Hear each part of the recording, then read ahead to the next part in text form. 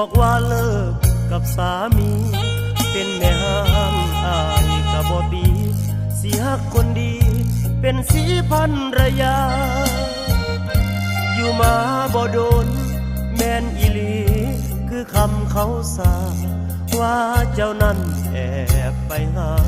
ให้สามีเก่าเขาจอบยามใส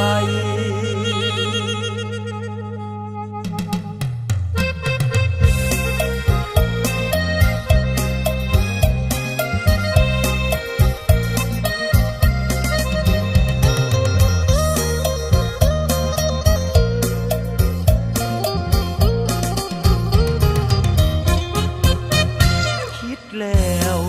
ว่าต้องแม่นอีหลีว่าเจ้ายังมีสัมพันธ์อยู่กับแฟนเก่าแอบเที่ยวไปหาติดต่อกันอยู่บ่เศร้าไปนอนข้างคืนกับเขาคนเมาซาจนเมิดบ้านฟังข่าวตอนแรกอายบ่เชื่อทักเจ้าเอาเหลือมีแต่ความสงสารปกป้องทุกอย่างบ่ให้ผู้ใดประจาน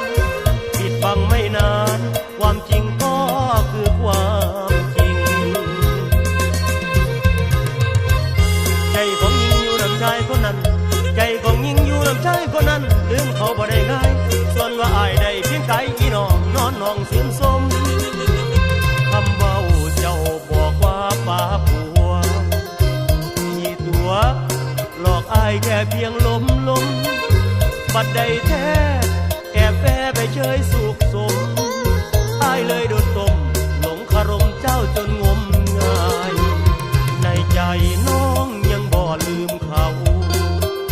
หัวคนเก่าของเจ้ายังมีความหมายให้คืนไปหาเขาซะยังบ่ทันสายส่วนว่าตัวอายถือว่าเป็นอะไรอย่างเงาไปซะเจ้าไปคืนดีของเก่าไปซะเจ้าไปคืนดีของเก่าอายสิเศร้ายามเมื่อหูแบบนี้อายบ้านเพื่อนมองได้เบิ่งน้องยามเมื่อตกอับคันสามีเธอยอมรับพี่สิถอยดอกเด้อน้องดอกเด้อน้อง